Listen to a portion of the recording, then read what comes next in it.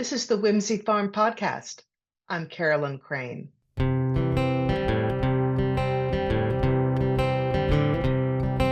a big wide world right out your door. Good people doing good things. Whoa, it's a big wide world.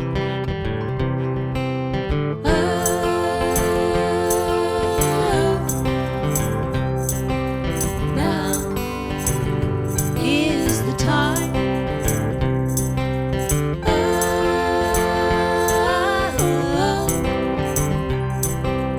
Now is our time.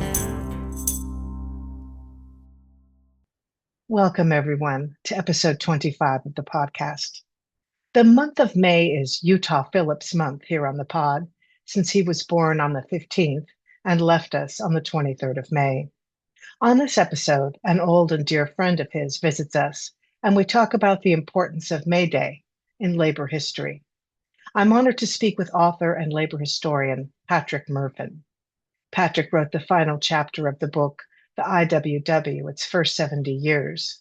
He once worked as a labor writer for the Chicago Seed and was an integral part of the Chicago industrial labor movement in the 1970s, as was Utah Phillips.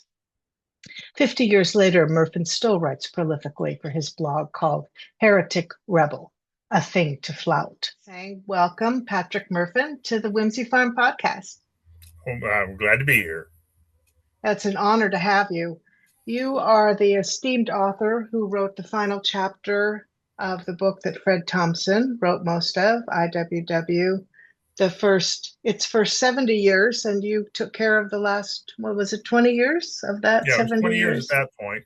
There have been subsequent editions of that book, but that was the one that came out literally on the 70th anniversary of the founding.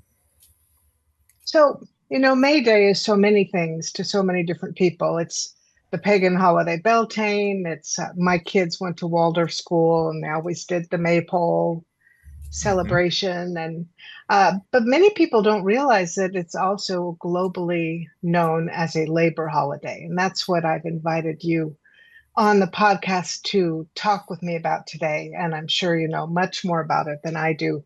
So where should we begin in talking about May 1st as a Labor Day? Well, maybe we should start in Chicago, because that's where everything started around May Day. And it was a very difficult time in America. In 1886, it was the post-Civil War period. The nation was changing greatly and rapidly industrializing, and industrializing in a way that emptied out farms and required large amounts of immigrant labor and exploited everybody. There had been many attempts to try and organize unions. Most of them had failed, but there was a rising of resistance amongst the people to the conditions that existed, and those conditions were pretty brutal. Typically, a 10 to 12 hour work day, usually 6 days a week. Absolutely no what we would call benefits. So there were, especially for things like injuries on the job. If you were injured on the job, you were responsible for your own medical conditions. You were often fired for not being available. Children were routinely employed as young as 6 years old in some industries, for almost as many hours as the adults in very dangerous conditions. Women were paid less even than men when they were in the workforce, and blacks who were in the workforce were generally excluded from even attempts to by white workers to organize. So it was a tough time. things were really affected in 1877 when the great what was called the Great Railway Strike came, which was a spontaneous explosion of rage that began on the Baltimore Ohio Railroad, uh, protesting the layoffs of workers, and it blew up into a series of uprisings that spread across the entire country, um, from east to west, and some took a couple of 3 days. Uh, and it, the as this strike spread, rail yards were destroyed by outraged workers. Uh, the the governments and employers replied by the use of state militia, police, and in some cases federal troops. Uh, Hundreds of people were killed, and it took 4 to 5 days for everything to be settled down. Um, it was it shook everybody in the country to its very core. Um, the immediate after effect of that was that most of the small organizations, small labor unions that were trying to establish themselves uh, uh, were, were pretty well blocked from growth, and the means of repression were increased. For instance, the whole system of National Guard armories in this country was set up in response to that, so that troops would ordinarily be stationed miles away from big cities would have uh, headquarters and arms stashed right either in the center of the cities or nearby. So the armories were built in cities all over the country, and places like and places like Fort Sheridan, north of Chicago, became federal posts established specifically so they could get troops to the city of Chicago, for instance, within hours of any kind of thing. That was the conditions. Stop me anytime. Well, I want that's a very good landscape and context. So, can you tell us where that stage you just set fits into the Gilded Age, as it's called now? Is that happening, or is that well, technically the Gilded Age, which was identified by Mark Twain of all people, was the period in the after this, immediately after this, in the 1880s and 90s, when the ostentatious display of massive wealth became so evident, and the mythology of America as a place where everyone could sort of pull themselves up from their bootstraps was kind of laid to rest because of the overwhelming power of the very tiny minority of Americans who owned the means of production. So that's interesting to me, that what you just talked about in the 70s and the railroad strike and the federal government taking the sides of the power against the people happened before the Gilded Age, not in response to it. So where was that degree of unrest in the railroad strike? What was the impetus for that? Was it the movement towards industrialization in its earlier form? It's things are pretty well underway by 1877 after after the Civil War. Uh, uh, the Civil War had caused especially the North, to industrialize rapidly, including the the, the spread of railroad systems that really netted the country together, and huge heavy industry, particularly the steel industry, which also required enormous amounts of, for instance, coal and iron ore. These industries ramped up.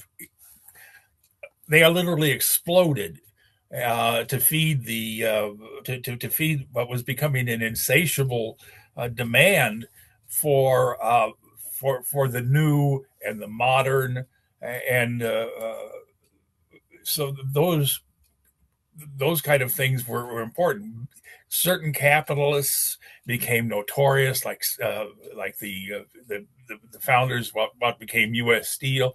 Um, the railroad barons were notorious for their exploitation. All of that happened because of this tremendous explosion of energy and production that happened in the wake of the Civil War.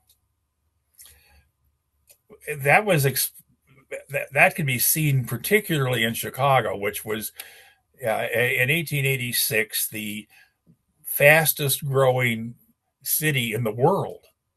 It had it had it quadrupled in population every 5 years since it was already uh, the second or third largest city in the United States because of its location on Lake Michigan and its location as the hub of rail services all over the country.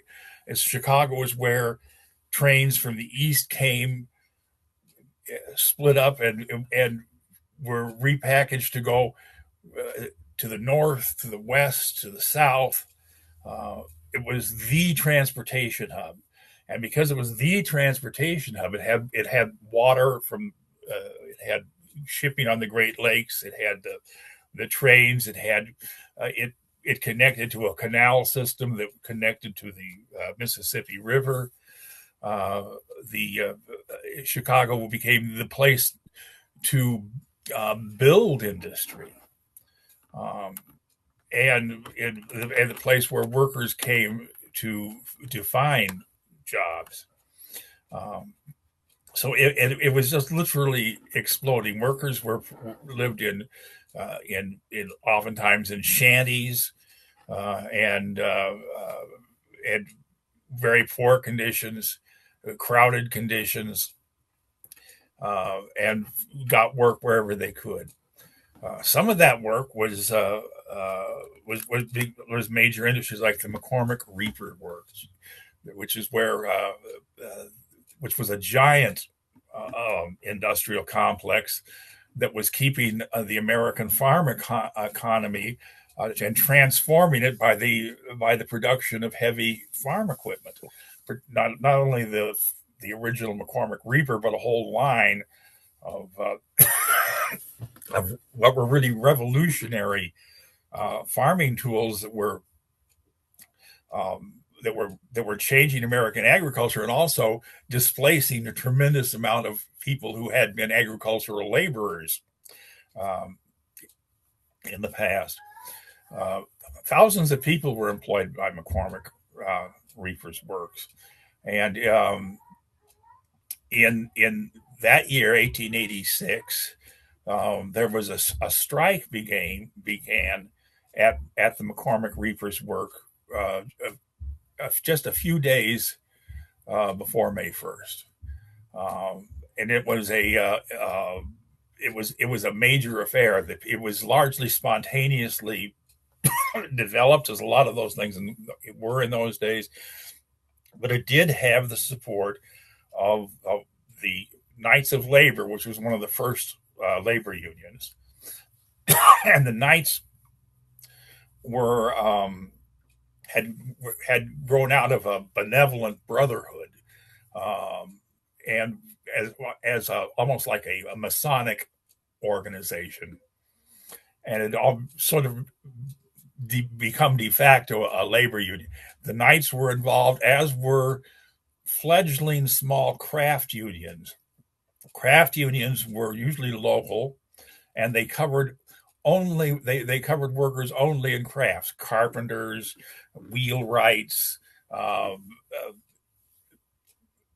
any particular craft had its own union, and they were for skilled workers. These little craft unions did not have any interest in organizing the mass of unskilled workers who were by far the largest numbers, crowding those things. But the craft unions were coming together, and eventually those craft unions would become the what we would know today as the AFL, the American Federation of Labor. They had not reached that point yet, but they did have central labor bodies and cooperation. Those unions became involved in this big strike at McCormick Reefer's Works on May 2nd. There was a what was described as a riot outside of the Reaper's Works when striking workers were attacked. When striking workers attacked scabs attempting to take their jobs, and were met by hundreds of police who opened fire and on the crowds, killing several. It was a big and shocking moment, and it mobilized the city. The outrage grew, and other places went out and strike in sympathy of McCormick Reefer's, the McCormick Reefer's employees, and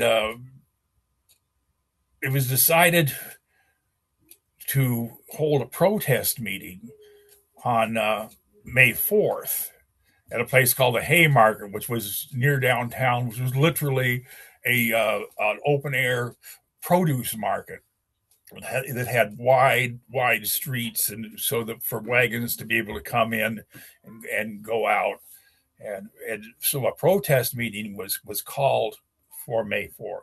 Who called it? Well, it was called by by several people, but particularly it was called by ethnic German workers. The Germans were the largest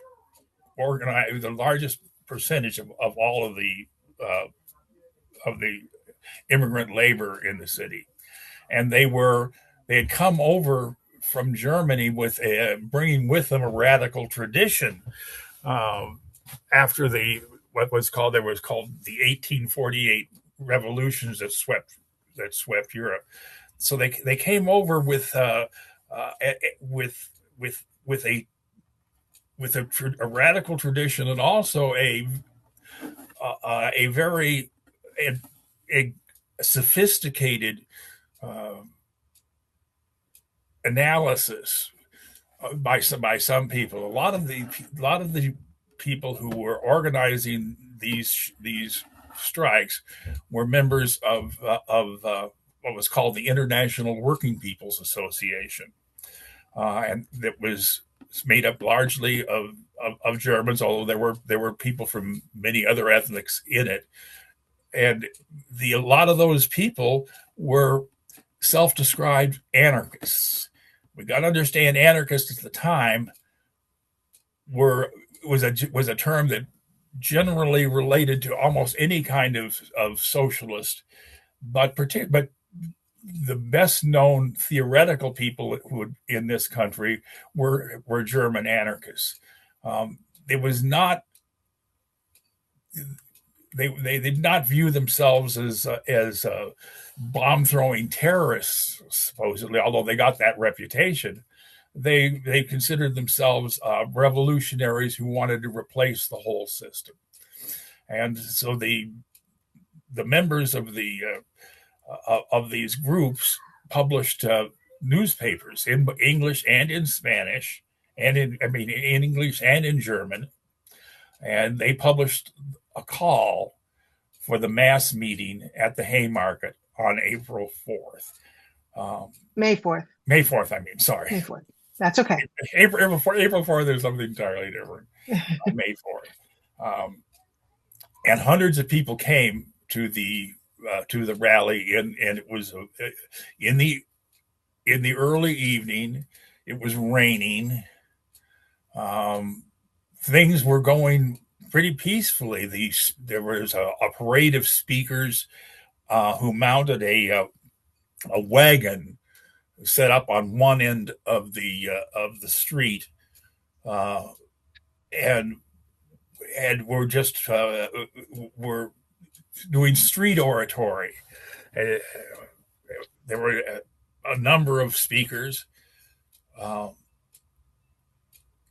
The city was concerned, but the Mayor Carter Harrison, who was the mayor at the time, was not convinced that it was a dangerous situation. But his but the bosses in the city did. Harrison came and observed the rally and said, this is a peaceful thing. Let's go. But most of the Chicago police force had been mobilized anyway, and were surrounding the area. And the leadership of that police force were some of them taking money directly from the industrialists. After Harrison left, and despite his orders to leave things alone, the police advanced on the rear of the crowd and announced, or claimed to have announced, that the meeting was disorderly and needed to be dispersed immediately.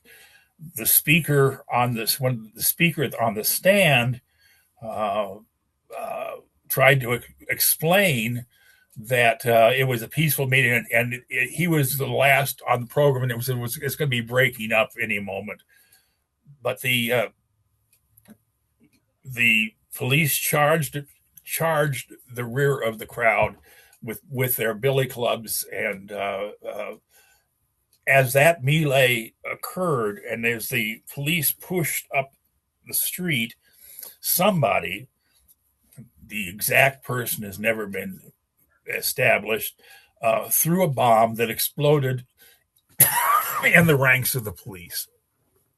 And the police responded by drawing their revolvers and firing wildly both into the crowd and also at each, and shot several of their own people.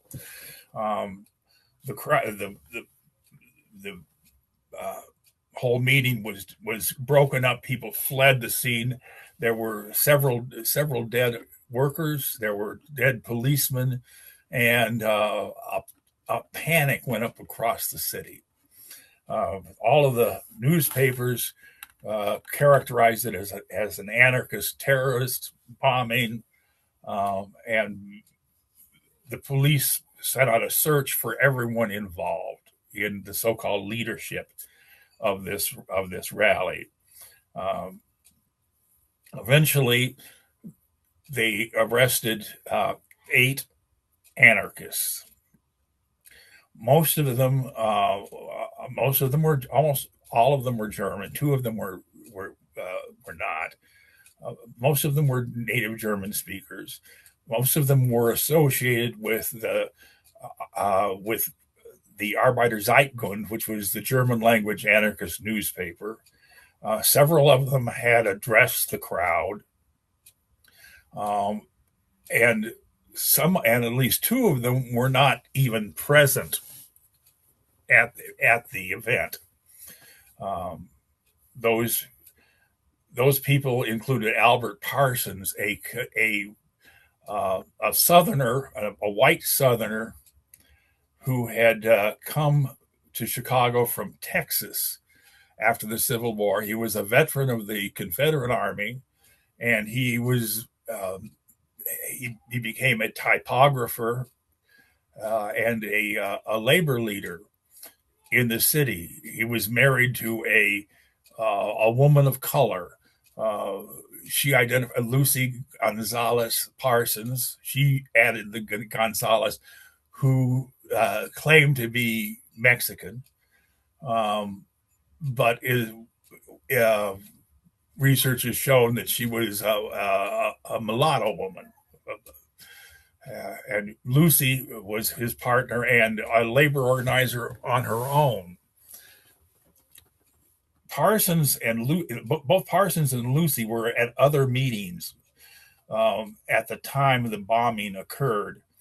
When they got word, and they knew that Albert was, who was well known as the leader of the Typographers Union, was being sought, he left the city for Wisconsin.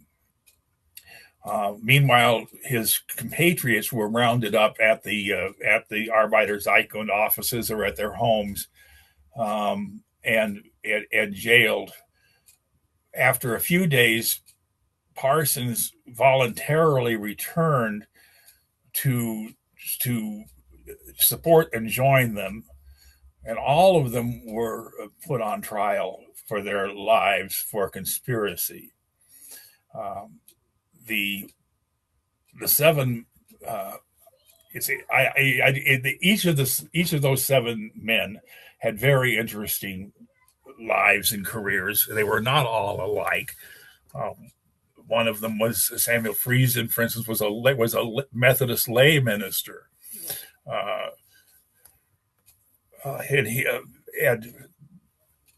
They had various backgrounds, but they were all charged in this case. And the city's entire power went into prosecuting and convicting them. They went on trial. Before the trial ended, the youngest of them, who was considered kind of a loose cannon by even his fellow workers, committed suicide by biting a bullet cartridge that he had been sucking on like a cigar for days in his jail cell. He bit down on it and blew his head off. His name was Louis Ling. He was only 22 years old. Supposedly, he did not want to be executed by the state. I misspoke. This was after they were all convicted. I'm sorry. He did not want to be executed at the state. He would take care of it himself. Another one of the defendants married a young society woman who came to court and observed the trial and became an ardent defender of the whole group, along with Lucy Parsons. They put together a movement in support of their husbands and continued to organize widespread protests as the appointed execution neared. The two of the surviving men had been given life sentences. The remaining five were supposed to be executed by hanging at the Cook County Jail in November of 1886. And those executions occurred. It was the scaffolding. They were all hung on the same scaffold that was constructed in the courtyard of the jail. Albert Parsons was said to have gone to the hanging, singing the popular romantic ballad Annie Laurie as the rope was put around his neck. Some of the others made declarations of defiance, and that they could kill them, but they could not kill the movement. They were executed despite worldwide protests, including a request by the Pope to spare their lives. But the state was sure that this was going to be the end of it.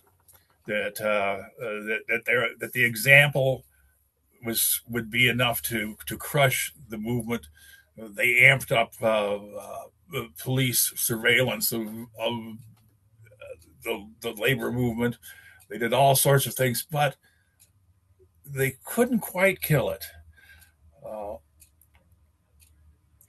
Samuel Gompers, who the founder of the American Federation of Labor, attended a international labor conference in the following year, which established what was called the first international, which is the International Working People's Association internationally. And he proposed observing the 1st of May in memory of the Chicago martyrs for the following spring. That was adopted by the international and the member unions and socialist parties and stuff that belonged to the international, when brought that to their countries. And on May 1st, 1887, there were strikes all over the world, and into this day, May Day in Mexico is often called La Dia de los Muertos de Chicago, the Day of the Chicago Martyrs. From there, it became an annual event. It became Labor Day. Labor Day for almost the entire world. Repression was such that it was more difficult in America to organize demonstrations than it was elsewhere, but things were, but things did continue. By the 1890s, Labor Day, May 1st, was firmly established around the world as a day of international solidarity and a day marking labor.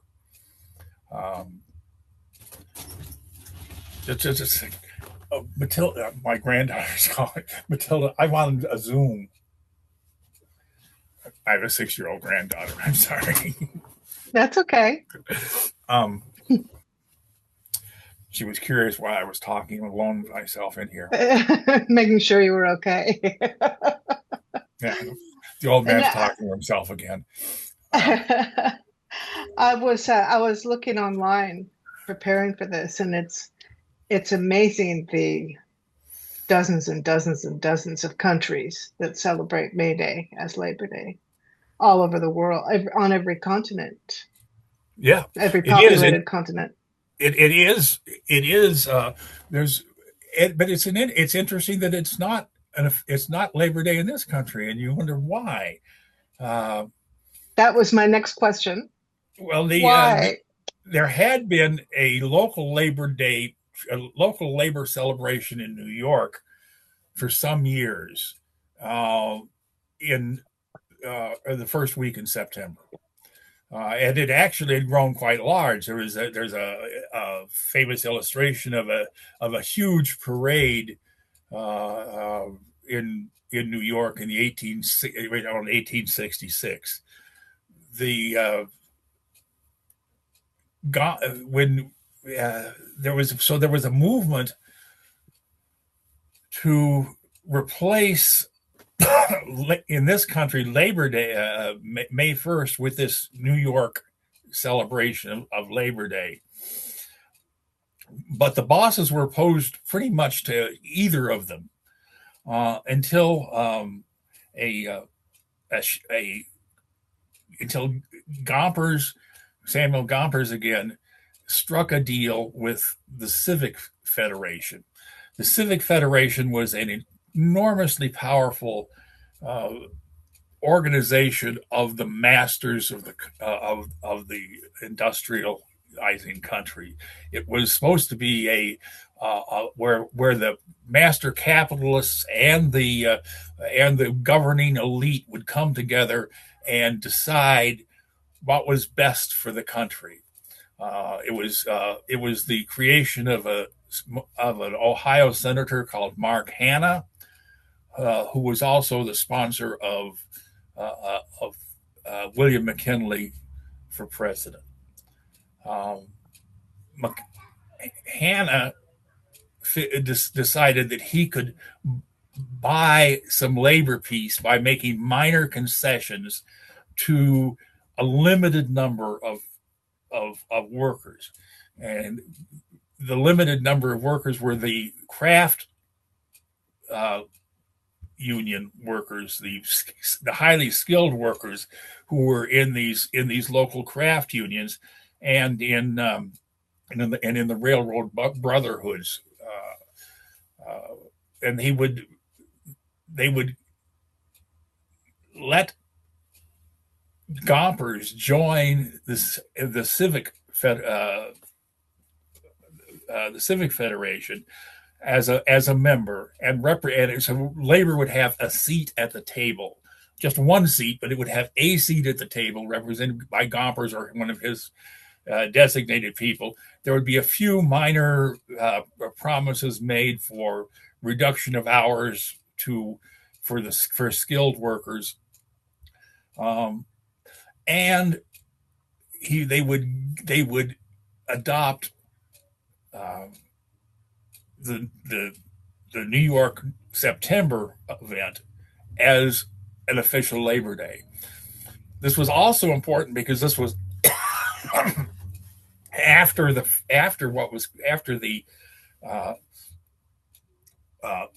Pullman strike, which was really a nationwide railroad strike led by Eugene Debs of the American Railway Union, which had paralyzed the entire railway industry and had been suppressed by heavy violence. Particularly, the cavalry was literally called out in Chicago and charged workers with slashing sabers as they tried to keep the trains running.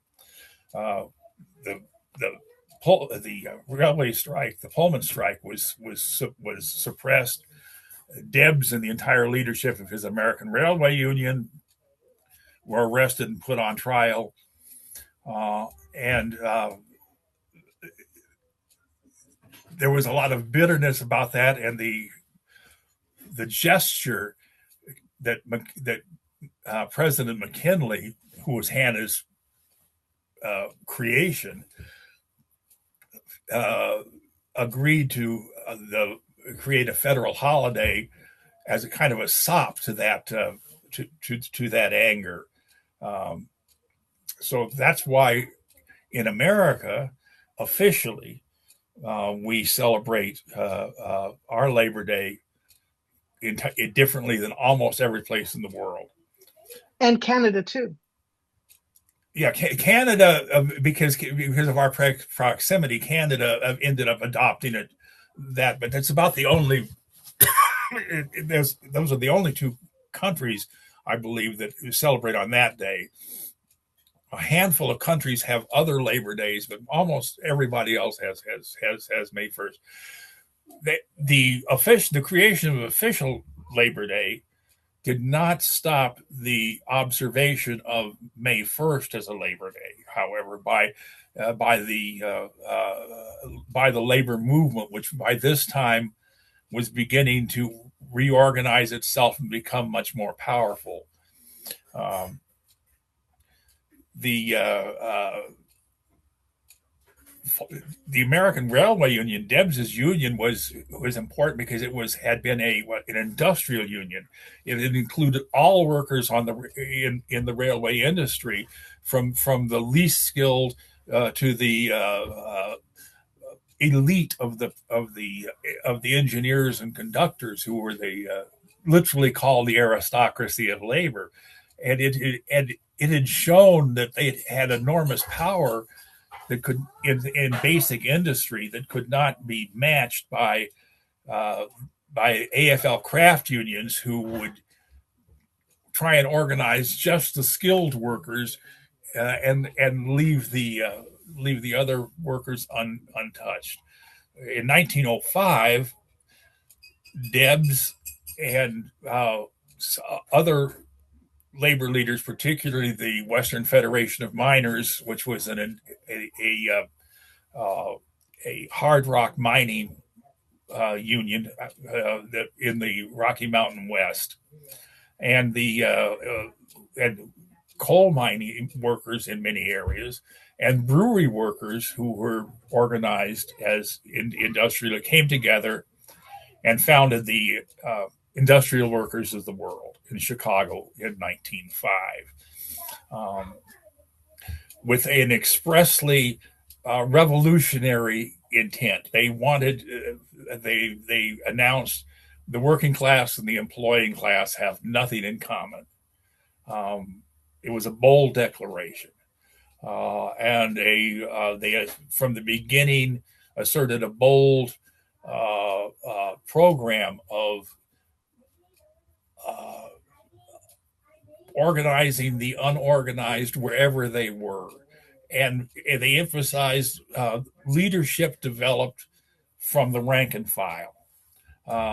They discouraged the kind of professional, what they call pie card leadership that some of the AFL unions were having, and they spread rapidly in those years and led strike after strike of great, enormous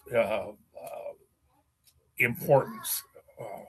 Beginning in McKees Rock, Pennsylvania, in the coal fields, in almost immediately in 1906, in Schenectady, New York, where an Irish wobbly named James Connolly organized the first sit-down strikes in American history at General Electric, to the cotton mills at Lawrence and the silk mills at Patterson. The Lawrence strike, mostly women workers, became the famous Bread and Roses strike. The Patterson strike was noted for its organization by workers in dozens of languages coming together and bringing this was in the silk industry, a very specialized industry, and they brought their strike to Madison Square Garden and produced a pageant with the actual striking workers on the square of Madison Garden that was produced and written by a journalist named Jack Reed. Out west, the IAWW was organizing in the mines, in the gold mines, silver mines, particularly the copper mines. They were active, tremendously active in the timber industry in the Pacific Northwest. They were organizing both seamen and dock workers on the Pacific Coast. They organized agricultural workers who were following the crops, the wheat harvest.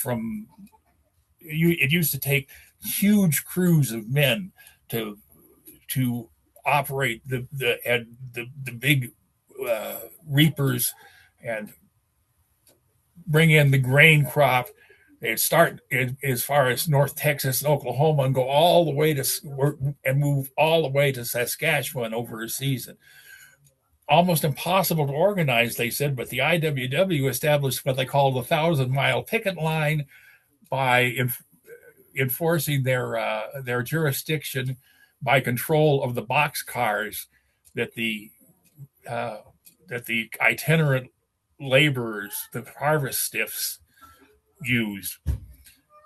These strikes were no one had seen anything like them, and they scared the hell out of the country, of the people who were in charge. During when World War I occurred, the IWW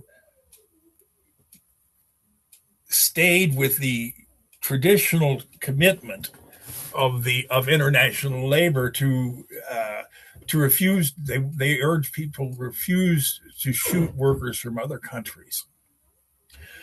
All the European labor organizations had done the same thing until their governments went to war, and then followed their governments. The IWW encouraged draft resistance and continued to operate strikes in basic industries that were particularly war related, particularly the copper mines in the Southwest around Butte, around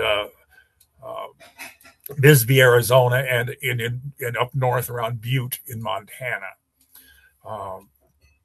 The Wilson administration outlawed the IWW and closed the mails to its newspapers and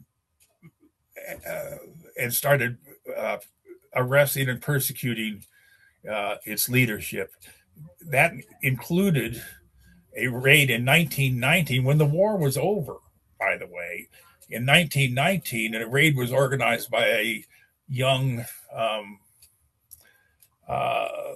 operative in an obscure bureau of the Justice Department, what was called the Bureau of Investigation. A young J. Edgar Hoover organized nationwide raids called the Palmer Raids, which raided IWW halls around the country on a coordinated basis. And 119 of the top leaders of the IWW were brought to trial for criminal syndicalism, which literally means criminal unionism. Another batch was tried in California, and almost the entire leadership of the IWW was put in jail. And they thought that would kill the union. And some historians have said it did, but it actually did not. The IWW was structured so that ordinary workers were taught and encouraged to step up into whatever leadership positions there were. So it was a hydra. You couldn't cut off the heads; they would just grow back. It actually reached its highest peak numbers in 1924.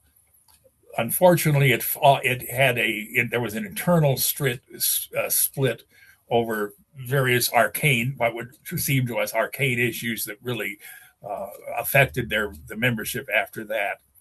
But it was an important thing. Also, during that period, Eugene Debs was no longer with the IWW, but was still the leader of the Socialist Party,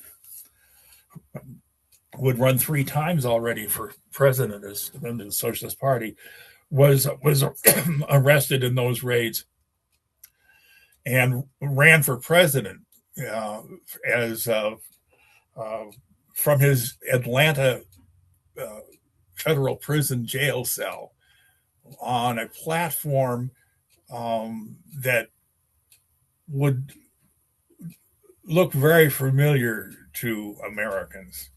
I have a button here well, let's see. You won't be able to see, but it's got Eugene Debs' picture on it behind bars, and it says, "I'm in here for you. You're out there for me." Prisoner, whatever his prison number is for president. Wow. What a piece of memorabilia that is. Yeah, well, this is a reproduction. I don't have the original. He was pardoned by Harding after the election, but his health was broken and he died a few years later. By 1928, I believe he was died because his health was broken in prison. He was held in very harsh conditions in Atlanta. The 20s, the Roaring 20s, everybody was out making money, and there was kind of a lull in a lot of labor activity, although there was stuff here and there, but everyone seemed to be getting rich. Well, we all know how that turned out. And when the labor movement began to organize within after the economic crisis, unlike anything this country's ever seen, 1/4 of the workforce was unemployed. One full quarter that was unemployed. The wages of everybody else were deeply depressed because there were so many people looking for work. Literal starvation was facing many communities, and there was a response to organize those workers who were still on the job and to organize the unemployed to keep them from being what used to be called the reserve army of industrialization. The unemployed were seen as the mass of people who could be called on at any time to replace the workers who were insufficiently docile. And that had always been a problem because people had to work. The IWW led and Lucy Parsons, the widow of Albert Parsons, led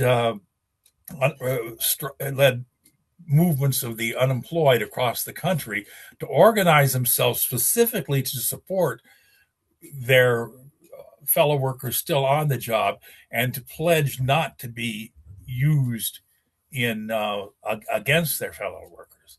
Meanwhile, industries began or as the IWW began organizing in the automobile industry, and the first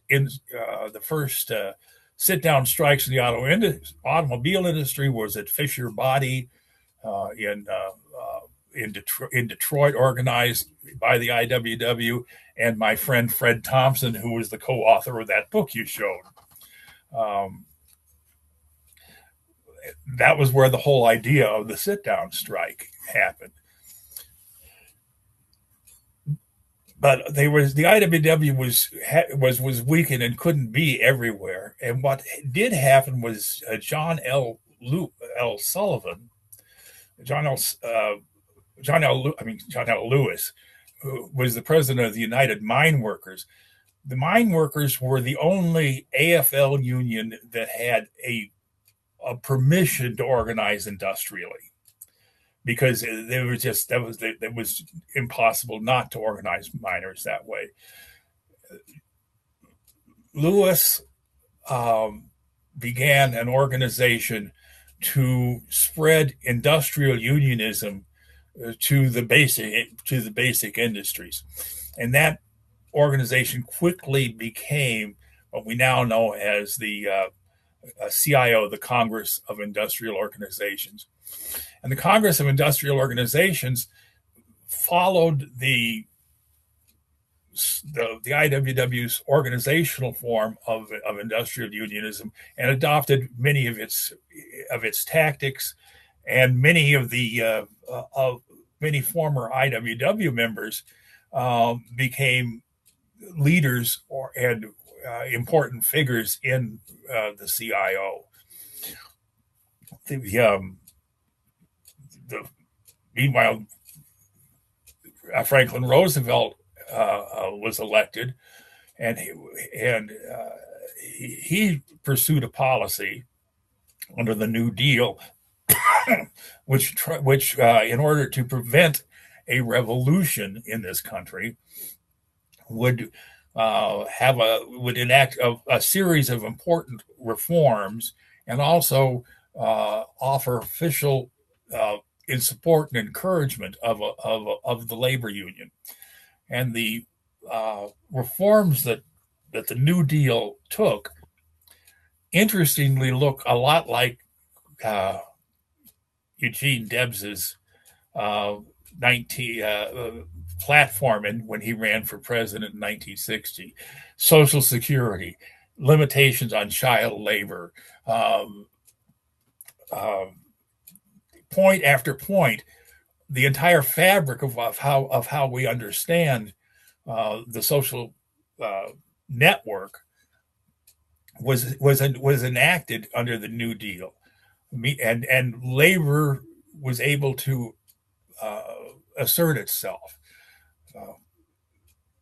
The decade of the 30s was marked by a renewal of May Day activity in this country.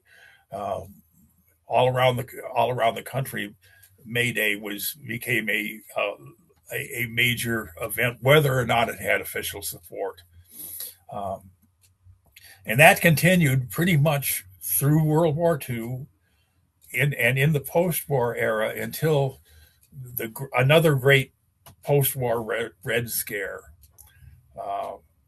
similar to the one after the First World War, and another massive repression, the anti-communist hysteria of the post-war years. They successfully tried to identify May Day with the annual event where the commissars in the Kremlin would line the walls and observe a military parade.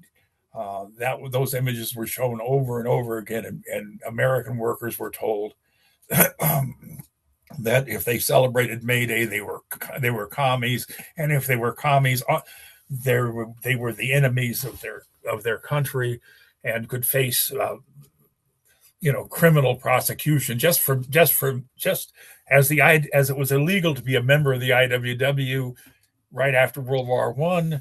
It was illegal to be a member or even an associate of the Communist Party or the Socialist Party or any radical organization in the post-war years.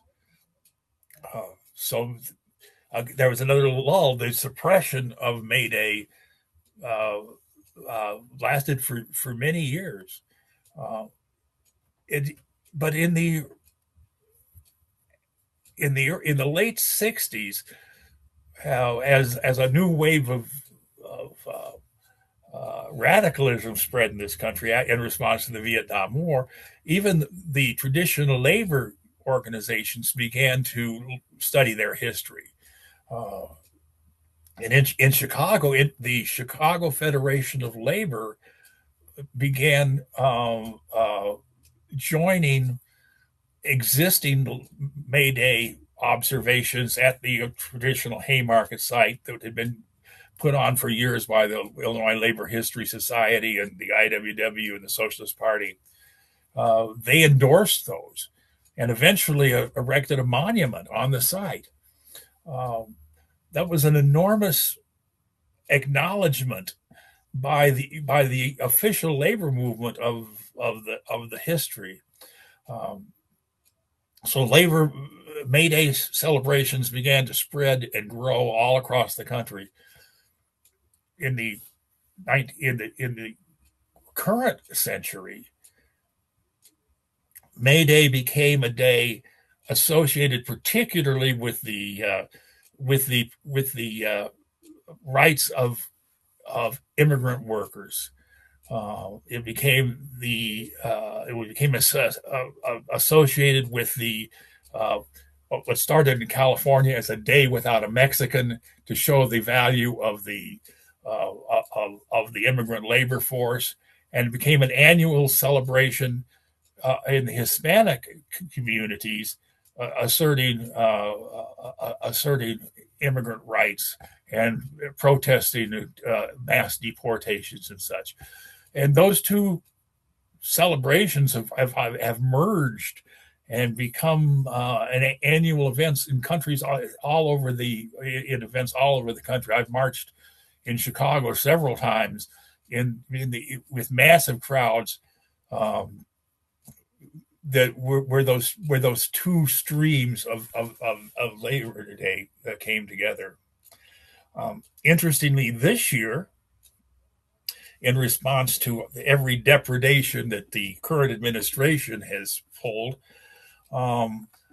almost all of the major protest organizations that have developed and sponsored mass rallies and protests repeatedly have come together to announce a May 1st day of non-cooperation. They're very careful not to call it a general strike, because they have, although there are some unions that are participating in it, they don't generally have the power of the labor unions to call people out, but they're calling for a complete cessation of all work, school, and along with an economic boycott on May 1st of this year. Huge demonstrations are being organized, and it may surpass the No King's Day that was just held, involving millions of people. And despite the claims that it is not a general strike, and it certainly won't bring out everybody in the country, it could have a massive economic effect on this country. So this May Day, we're marching again. What an incredible journey you have just taken us on from 1870s to, well, this show will air on May 1st. So when people are listening to you, we will know what happened on this day of non-cooperation. But judging from the growing numbers of No King's Day, it may be auspicious. And you taught me so much, and I'm sure my audience too. And of course, I was reminded several times of the long memory and of your friend, Utah Phillips, and the power of the knowledge that our elders hold for us and share with us, as you have in this last hour. Yeah, Utah was a good friend of mine, and for those people who might not know him, he was the direct inheritor of a great tradition. He was the inheritor of Joe Hill, the IWW songwriter and organizer who was executed by firing squad in Utah on a framed murder charge, and who's became a legendary symbol. I dreamed I saw Joe Hill last night. His songs, Joe Hill's songs, and other songs became part of the IWW's Little Red Songbook, songs that were sung all over the country. He became the inheritor of Woody Guthrie and Pete Seeger. he dedicated to bringing the story of America's working people back to the people and sharing it with them with his characteristic good humor, and his original songs, and playing those traditional songs and his stories. And you're right, Utah Bruce Utah Phillips taught us all the that we're part of a great and ongoing enterprise, and that we need to learn about that heritage and learn about that struggle, and be inspired to take it up ourselves. Uh, his, his memory is fresh in my mind. We attended wreath laying ceremonies at the monument to the Haymarket Dead in a cemetery west of Chicago several times. I can still hear him singing, and I recommend to anybody who is not to check out YouTube or some other source. Go listen to Utah Phillips. He's got his successors. Tom Morello from Wage Against the Machine just performed in his Minneapolis concert wearing his IWW hat. And new musicians who were inspired by the events in Minneapolis. I found dozens of songs. The struggle continues. As the Italians said, la lotta continua. Patrick Murfin, it's been an honor to spend this time with you. Thank you so much for being here on the Whimsy Farm podcast. I really appreciate the opportunity to join you, and if anyone is interested, I encourage people to take a look at my blog, which is called Heretic Rebel, A Thing to Flout, where we talk about history and poetry and all sorts of other things, current events, and you'll find a tremendous amount of labor history in their archives of that blog. It's called Heretic Rebel, A Thing to Flout, or you can just Google Patrick Murfin blog, and it's posted. New entries are posted daily. Yes, you're prolific, and that information will be in the show notes as well. So thank you again. You have a wonderful day, and thank Matilda for sharing you with us today. Okay, thank you. Bye. Thanks to Patrick Murfin for joining me today to talk about labor history and the importance of May Day. Please see my show notes for the link to Patrick Murfin's blog. This podcast is produced on the sacred ancestral land of the Anishinaabe people. Thanks to the California band Castle House for writing and performing our music. The Whimsy Farm podcast airs the 1st and 15th of each month on our YouTube channel, Carolyn Crane and Whimsy Farm, and wherever you find your favorite podcast. Thanks to our underwriters, Just Play Productions and Cannabliss, and to our paid Patreon members for their support of today's podcast. If you'd like to offer your support, please visit my website, whimsyfarm.net, and click the Patreon link to find a level of support that's right for you. There is also a free membership level. You can email me through the website as well as access all links to past and current episodes. That's whimsyfarm.net. Until we meet again on May 15th, remember the words of Utah Phillips, who said, "Too many good people are doing too many good things to afford me the luxury of being pessimistic." Get out there and create some positive change. Stay safe, everyone. whimsyfarms.net